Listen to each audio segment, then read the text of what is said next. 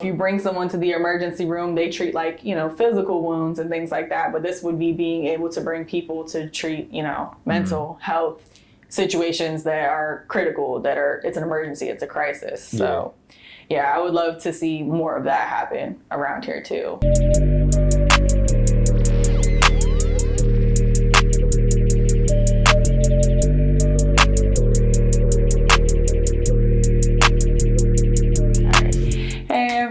I'm Brittany, also known as B. Jane, and I am the founder of 757 Community Closet on Tidewater Waves. Appreciate you pulling up. So we'll get right into it. Who is Brittany B. Jane? I am the founder, secretary, president, admin team, everything. Everything. Yes, everything for 757 Community Closet, which is a mutual aid organization providing access to essentials in the 757. So we're anywhere from Norfolk, Portsmouth, and we're trying to get over to the other side, the peninsula. So we're just looking to serve people and, provide them with things like hygiene products and clothing. So that's a lot of what we do. Dope. So, what got you into that lane and wanted to give back to the community in that way? So I'm also a mental health professional, and I've known for a really long time that that's what I wanted to do. But, I really have, my heart really goes out to people who are unhoused, in the area, because I know that the housing situation is really difficult in the Hampton Roads area. So it really just started out me wanting to provide care kits and just basic essentials to unhoused folks. And actually, it really organically grew into the free clothing program that we have now. A lot of it just started with people just asking me hey, I have this stuff. Do you know what to do with it? And most of the time I do know what to do with it. So we kind of just integrated that into our program. That's why I say it grew really organically. I had no plans to have a free clothing program or a storage full of clothing, but here we are. So yeah, I really just wanted to be able to provide these things because I believe in essentialism. I just believe that we all should be able to have access to the things that we need. Yeah, and I co-sign that. It's enough resources out here for everyone. We just got to implement it the right way. So I want to give you your flowers and salute what you're doing out here. Thank you. Yeah. I appreciate that. Yeah, so also, where are you from? We can get into that as well. Okay, so I'm from here. I'm from the 757. I grew up in Norfolk, and then I moved out to Virginia Beach. So was mostly out there for the entirety of my life. Moved away a little bit, then came back in 2015. So I lived primarily in Virginia Beach, but now I'm back in Norfolk. I wanted to be closer to my work, more integrated into the community. So yeah. Gotcha. Okay, so yeah, you really have that love for where you're giving back to. Yeah. It's home, yeah. Yeah, I like to just be in the mix. In the mix, close by everything. I like to be able to, if people need me or I need to go to an event, it just feels really convenient. It's just it's right here in my community. Access. Yeah. Yeah. So, how was growing up out here? How did that, because it's a strong culture, but it's not really broadcast like that. So what does the 757 mean to you? Yeah, that is an excellent point because I think we have so much culture here, which is crazy because, being inside of it, you don't really realize that the people on the outside don't really realize how much culture that we have. But it's really been a beautiful experience. I love everything that the 75 brings to the table, whether it's music or fashion, because people here, we could dress. So, I love that about us. And then I also just love the community aspect of it too, because there's so many people here who have such a big heart for their community and who are really putting in the work. And it's just really beautiful to be a part of that. Growing up, I really wasn't exposed to working in the community as much. So it's kind of something I had to find on my own, which is fine. But, I think that gives me a chance to integrate not only the kids that I'm growing with, nieces, nephews, my goddaughter, but just friends that have children and the children that I see in the community and being able to mesh them and be a part of that. So yeah, I love being from the 757. It's great. Dope. It's a little bit of everything. It's like a little bit, it's like a smaller city, but we have the beach. So, you know, it's like, it's a good mix. Yeah, if you know where you're going and what you're doing, it's, you know, it's enough to get into, It's something for everyone. I love that about it. And, you know, growing up, whenever people said, like, you know, it was boring or they just don't like being here. And I get that because, you know, we don't have the greatest, like, nightlife scene, I guess you could say. But at the same time, it's like, I don't feel like people ventured out enough to, like, know what they really liked yet. Because if they did, I think they would find something enjoyable for themselves. So. Yeah, and true to the 757, it's like, it's not like the biggest broadcast nightlife. And but if you have them groups, you know, it's a lot of like just private moves or, you know, you can go here, just know where to be, eatery, the beach, all that.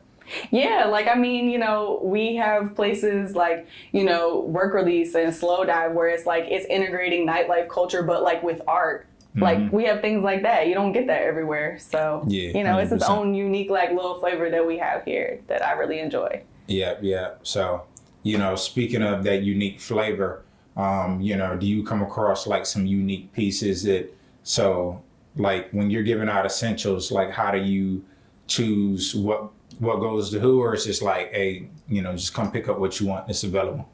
So when we do the pop-up events, that's definitely gives people a little bit more freedom to actually like shop through what they want, or if, you know, if I'm at the food bank set up. But I do deliveries too, so people can tell me like, you know, what sizes they need, whether it's for themselves or their children, and then we'll be able to bring them things. Like, there's no obligation to keep everything. You can, you know, kind of go through it and see what you like. But really, it's just like I try to get to know the person, like, you know, their age group.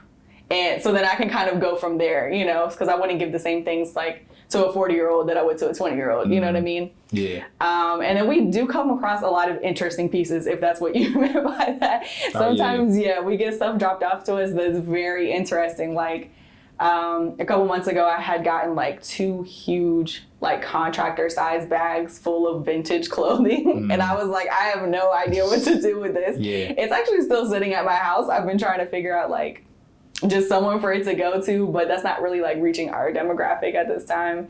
So yeah, I mean, you just gotta get creative, really. That could be another branch for y'all. Do like, you know, pop-ups and, you know, incorporate that into the give back. But if people want to do higher end donations for certain pieces that come in, like art and I mean, like I did still do kind of like a closet essentially with that too. Like I set it up and I was like, hey, if y'all want to come by and look through this stuff, check like, it out. You're more than welcome to have it. So I have tried to do that too.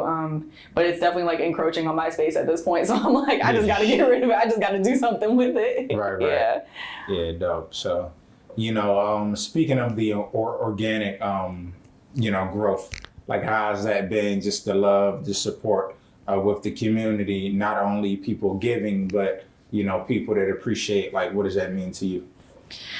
Oh, wow. Yeah, if anyone follows me on Twitter, they will see, like, I get emotional about it all the time. Like, I mean, you know, obviously expressing my emotion on Twitter is different than the actual emotions I feel, but, like, I legitimately, like, find myself, like, emotional, like crying sometimes just because I'm so thankful for how much everyone has supported me through this journey. Like, it's actually really crazy.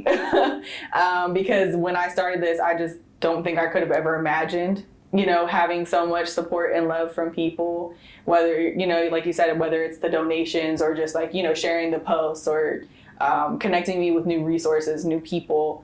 So all of it has just been so amazing. I've connected with so many people, like so many people that are amazing. Like, you know, I kind of just met them in passing, but now we're like people who text like every couple of days, every week. And it's just like, you know, I don't know that if I would have gotten involved as deeply as I am, if I would have ever met them. So I'm just really thankful for that. And it's always an emotional experience for me when, you know, I'm interacting with an unhoused person and they're getting something that they need, or, you know, I'm helping out a family, especially like moms that have young children and stuff like that. So it's just really beautiful for me to be able to experience someone like having what they need, especially because, like you said, like there's more than enough to go around. So so people just having what they need is really important to me. And and it's really nice to see, you know, that kind of just like come full circle. Like they just ended up finding me and I'm able to help them out. So yeah, that's dope. So speaking of, you know, people finding what they need and bringing it full circle, I'm gonna bring this point full circle and double back into the mental health. Okay. So, you know, like just dealing with people, certain situations. I don't know how like deeply you get into these connections with the community, but like, you know, how is that like incorporating the mental health component with, you know, like what you're doing with the community closet? So yeah, we see a lot of people that we help that, you know, that the mental health aspect might not be at the forefront, but I can definitely tell, you know, it affects a lot of people that are going through these situations, especially like, for example, I've been working with a family, a mother and her 4 kids for a while, and I see how much of a toll, you know, her whole situation has taken on her mental health. Granted, I'm not able to help her from a mental health perspective just because of, you know, like the schooling, and I'm just not there yet, so that's not really like my place. But just to see like how much it's affected her, and when I'm able to just take like a little bit of a burden from her, you know, that I think that helps a little bit. But it's, you know, it's really, it really affects you to see how much being unhoused and being without the things that you need really affects people. Like it's really traumatizing for them, and you know, that breaks my heart. Like, from both the perspective of my job and from just what I do in the community. Because the mental health work that I do for my job as well, I'm also in the community. So I'm like meeting people at their homes, and, you know, it's not like office work. So I'm really able to see it like firsthand every day, whether it's the nonprofit or it's at work. Yeah. So yeah, it's just like, it's just surrounds my world pretty much. Yeah. So speaking of being like, you know, like you said on Twitter, emotional and all that, and even, you know, surrounding your life, how do you take time for you to like kind of compartmentalize, and, you know, you still have to protect your, you know, mental health as well, because that could be like a heavy toll, you know, just paying attention to everyone else's situation. So, you know, what practices do you do? So a lot of my friends have to remind me too, like, you know, to think about myself. But a lot of it has been really just knowing when it's time to like step back a little bit, because, you know, there were times where it's like every single weekend, every month I was doing something, and I definitely could feel the burnout. And it was, you know, it was definitely taking a toll on me just in terms of like my health too. I just felt like, you know, I was always exhausted, or I was like kind of irritable, and I don't want to show up for myself or people in my life like that. So really just being able to like take the time off. Like I'll post on Instagram, I'll be like out of office, you know, for the week. Like, and, you know, even though I'm doing stuff behind the scenes, but I'm just letting people know like, hey, you know, like if I don't get to the DMs or I don't get to the emails, like it's just because I need some time. But, you know, I spend that time by just doing the things I enjoy. Like I love being outside. I love riding my bike. I love trying new places to eat, going to DC, you know, whatever the case may be. But I do things that are really intentional for me that make me feel good. So, yeah, that's as a mental health professional and a nonprofit founder, like you really have to be aware, you know, of yourself. I think that's really the first step, like knowing when you're kind of like on your way to the burnout before you're actually there. Because once you're already burnt out, like, yeah, it's hard. It's way harder to come back from a burnout than it is from like knowing you're about to burn out. Yeah. And then thrusting yourself forward, because like once it's hard to dig out of that hole. Yeah, definitely. It is, absolutely. Especially because, you know, as a mental health professional too, I'm not saying everyone, but there are definitely people that we deal with, you know, in our life that just kind of think because you're a mental health professional or because they see you present yourself a certain way that like you're not going through your own things. And there have been a lot of months even leading up to this point where I've just been like in a complete, you know, black hole, but no one else knows that because it's just, for me, it's like I just have to show up, you know, and then I kind of just deal with the personal stuff, you know, obviously on personal time, but it's just crazy to realize that people are viewing you a certain way without knowing like anything that's going on with you, you know? Yeah. And it's like, you know, really commendable that people that can take that on, keep a smile on their face, and help others at the same time while dealing with yourself. Yeah. Yeah, solid. It's an interesting relationship though, because in a lot of ways, helping people is kind of what keeps me propelling forward. So it's kind of like, it kind of contradicts itself. It's like I get a little burnt out. I get kind of exhausted from the things that I do. But at the same time, I love it so much. That's why it's hard to stop. Yeah. And I think that's sometimes we get away from that. That's probably the purest thing you could say is that, sometimes we look at a situation. It's like, all right, well, let me prioritize myself. But, definitely do that. But, we're all here together living. So you have to give back in some type of way or help, your fellow neighbor, community, yes, all of that. So, I think that's probably the perfect way to reciprocate the energy, which you just said. Yeah. Yeah. Thank you. Yeah. So with mental health, you said that, you wanted to do that for a long time. So what was that first true experience where it's like, how do you decide that that's the industry? Oh, that's actually a story I love telling. So I went to college in 2011, and my major when I entered college was psychology. So I had plans to go through my psychology undergrad, and at the time I didn't really know you had to get a master's and all that good stuff to really go as far as I intended to. So once I got into the program, it was a little bit of a shock to me. I don't know why no one had told me that before, but it was intense. It was intense in the sense that I didn't really know I would have to do further schooling, and in my mind I just really wasn't prepared for that. When you go to college, you're young. You're away from home. Yeah, you're turned up, and you got to do that for 4 years. So I just was like, wow, I really don't think I can go to school again after this. I just don't think I can. The reason why I say I love telling this story is because, I ended up actually dropping out of that program. I went to it for 2 years. I dropped out because I was just I think honestly the learning environment at a traditional university just didn't work for me either. But, I just had a lot of personal stuff going on, and I was just in my mind, sadly, I was I don't think I can help other people if I can't even help myself. So that's kind of how I convinced myself to just we'll figure something else out. So I ended up getting a bachelor's in business, and my life just feels very full circle because at some point, I was working in my career, and I was just this is not it for me.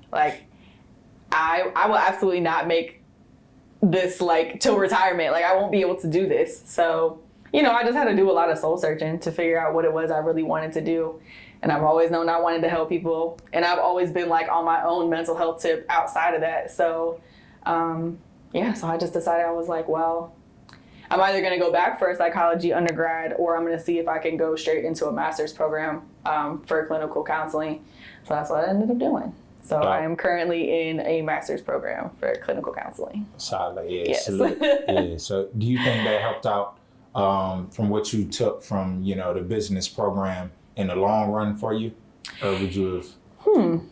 Yeah, I think that I still got a lot of stuff out of the business program because eventually, I want to own a private practice. So I think that it can kind of, they can definitely coexist. Everything I learned from my business degree, everything I learned from working in project management, and then taking that over to the mental health side. So I definitely don't think any of it was knowledge that was wasted or time that was wasted. It just, it just came back to find me when I was more ready is how I view it. So yeah, because I've literally put my blood, sweat, and tears. Well, maybe not blood, but I've put my sweat and tears into this program. Literal tears, all the time. So, I think it found me at the perfect time. Yeah. Dope. So, with that being said, it's been a long journey thus far. So what's that next? I don't even want to put years on it, but where are you really trying to take it, that end goal? I know you talk about the private practice, but maybe the location, you can get into more detail with that. Yeah, it's, that's really hard for me to decide right now just because, I do have, my personal endeavors I may want to go on in the future. And the program has definitely kept me anchored here just because, finishing school here, I want to get licensed here. So, that's kind of been me having to step back and think a little bit more long term. The private practice, if I did open one, probably, if I'm in this area, of course it would be here. I probably would like to have an office in Norfolk. That would probably be the goal. But yeah, as far as that goes, I think that's probably my major goal, to get into a really good residency that I enjoy, and just, work on being the best counselor that I can. And in terms of the nonprofit, I've thought about how I see that growing, and I like the aspect of it being mobile. I may like to have a bigger storage or something at some point, but having the mobility of maybe like a van or something like that is probably what I see most fitting for the program. And there's also services I want to add on at some point. Basically just being able to have like a collective of volunteers that can help folks in the community do certain things like apply for SNAP or help them get a driver's license. Things that seem very basic to us, but are things that hold people back from being able to, excel further. So, Yeah. Yeah. Cool. So, also speaking of like the mental health out here, like what's been the, I guess, most, demanded, or like, so with your program or even just community closet, like you run into people, like what's the thing that you think that needs to be addressed the most, pretty much, mental health wise? Yeah, that's a good question. Oh gosh. I think there really needs to be a little bit more affordable accessibility. With Medicaid extending its program, that has opened a lot of doors for people that previously couldn't get any type of, mental health assistance. But at the same time, it kind of seems like there will just never be enough of us, like everyone needs help, but there's only but so many counselors to go around.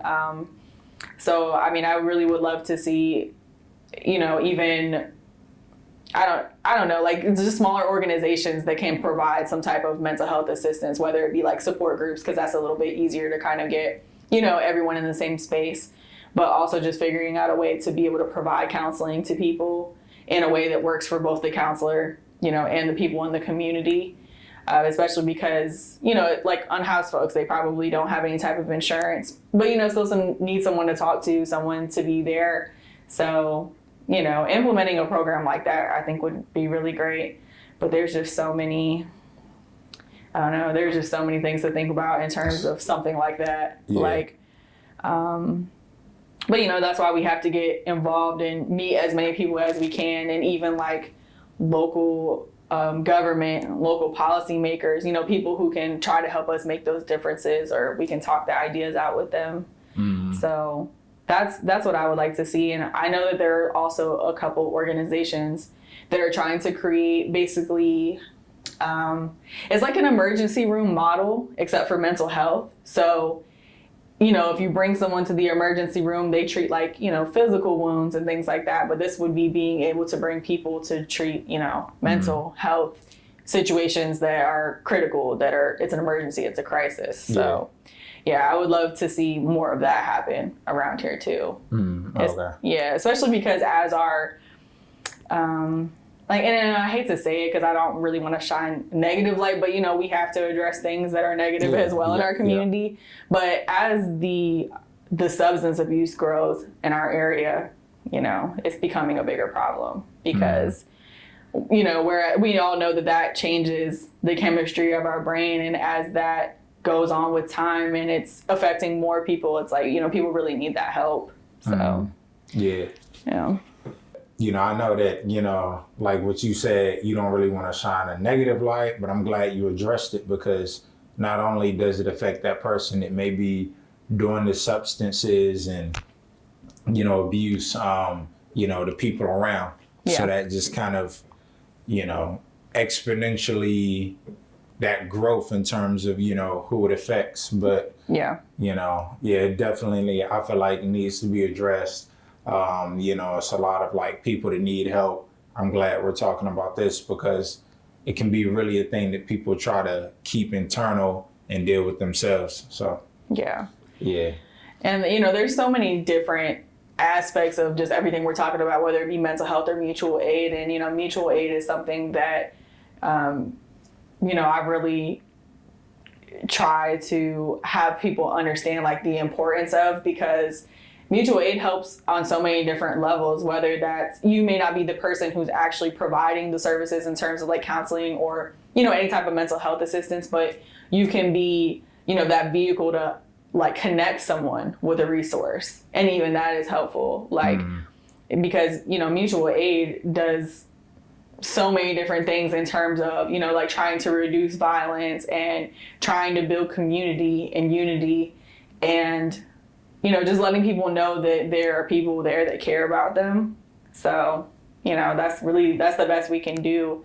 But, we want to see crime be reduced, especially in this area. We want to see substance abuse be reduced. But those are things where it seems like it's just a personal problem for that person. Like, oh, they decided to do that, so that's their problem. But, there's still a lot of outside factors that can help affect that. Exactly. Like we were talking about community. Yeah.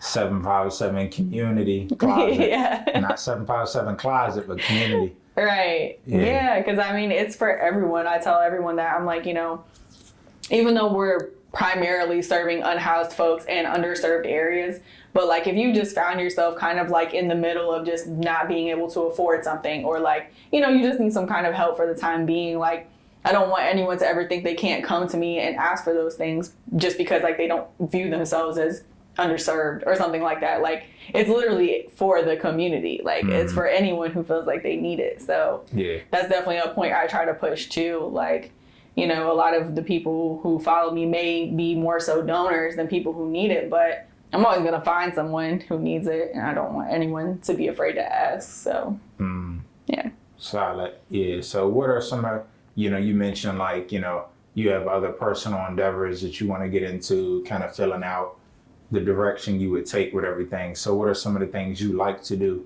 and, your personal endeavors? Well, outside of the mental, even if it includes it, but outside of that.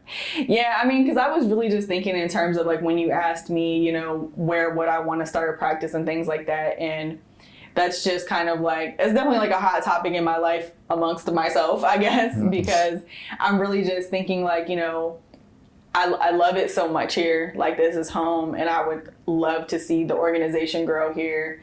It's literally named 757 Community Closet. So, but then it makes me just think about what I want too, because I'm like, do I want to venture back out into the world? Do I want to move to another state? And I don't think that will stop the work, but it's definitely something that weighs on me because, it'll change. I'm going to a whole different community that I'm not as familiar with. But, you kind of just have like that internal battle, like, I'm still young. I'm not really, really tied down here. So, like, what does that mean for me in terms of like, me and my partner are like a future life. So it's just, it's just a lot of stuff to think about when it comes to that. But yeah, I will say I'll be completely honest. I really am, focused mostly like on my career at this point, just because I've come so far in it and I'm like at the finish line. So that's probably like really at the forefront. But yeah, I'm manifesting other things into my life that I don't know if they'll fit here forever. So yeah. Smooth. Yeah. So also, what other, maybe events or things you all have coming up, in the near future? Well, we're going to have an event in September. We don't know the exact date or location yet, but it will be Labor Day weekend. So I believe that's the 3rd or the 4th, Saturday or Sunday. And that's basically just going to be an event for the community. Like we want people to come out, meet us. We'll have a closet set up, of course. We'll have, some hygiene stuff. We'll also be giving away some food. But we do want it to serve kind of as like a donation drive as well. So if people have things that they want to bring by, whether that be, like diapers, wipes, hygiene stuff as far as like shampoo, body wash, all that kind of stuff, like it will kind of just serve as a hub for us to collect it all that day and take it with us. So it's like I want to combine the community aspect, but I want it to be fun too, because like everyone who has contributed as well. I want it to be an opportunity for them to come out and personally meet me if they haven't. And then for me to actually say thank you, you know, to the people that have been supporting me all along the way, because I've had a lot of donors I've never met in person. Like, it's actually kind of crazy. Like, there's people who send me money all the time. Yeah. And I've never met them, you know? So it's like, I would just love that opportunity to actually be able to see them face to face, to thank them. So this will be kind of like my way of giving back, you know, just with, you know, having the food and having some fun. So yeah, and that's dope. You know, that just shows you the power of online social media, just being able to connect with people and people that, you know, you, like you said, never met or, you know, engaged with, but they're peeping what you're doing. Yeah. So it's really incredible. And also I am the event coordinator for the block party for VIP. So shout out to Cam. Yeah, so our second annual block party will be in July this year. So yeah, so you come out, bring some friends, everyone else come out. Like, it's a really good time. I mean, we've only had one, but it was a really good time. I enjoyed it. I loved putting it together, and you know, now that we're a little bit more seasoned at knowing how it will go, I'm sure this one's gonna be even better. So yeah, I'm really excited for that too. Yeah, shout out to Cam and mental health, everything you doing out here. Yeah, not a solid. Solid. Shout out to Yuri too. Yes, thank you so much. He put me on with this, and I really appreciate him for that.